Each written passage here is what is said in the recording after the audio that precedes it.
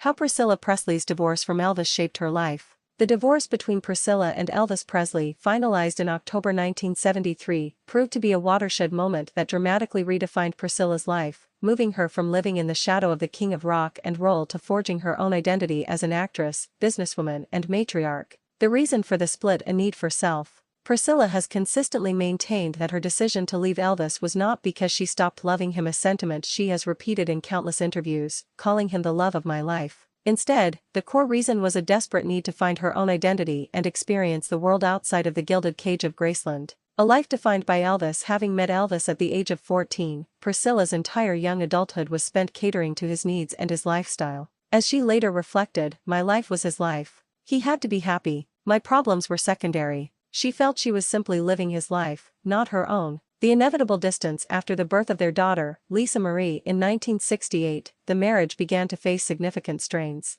Elvis's career resurgence in Las Vegas meant long periods away, and his frequent extramarital affairs, which Priscilla became aware of, created emotional distance. Priscilla also revealed that Elvis struggled with intimacy after she had given birth, putting her on a pedestal and further isolating her. The final step: feeling a sense of helplessness and loneliness, Priscilla began an affair of her own with a karate instructor, Mike Stone, which ultimately led to her telling Elvis she was leaving him in 1972. The divorce was officially finalized in 1973. Remarkably, they left the courtroom holding hands, a sign of the enduring love and respect they shared, and even sang Dolly Parton's "I Will Always Love You" to each other. A new beginning from wife to woman. The divorce marked the start of Priscilla's second act, one focused entirely on her own growth and ambitions. The birth of a career. After years of being sequestered, Priscilla dove into professional pursuits. She took acting classes, which she credits with helping her overcome shyness and build confidence. This led to her first major break in the 1980s. Acting stardom. Priscilla transitioned into a successful acting career, most notably starring as Jenna Wade on the hit primetime soap opera Dallas from 1983 to 1988. She then achieved global recognition in comedy, starring as Jane Spencer in the Naked Gun film trilogy alongside Leslie Nielsen.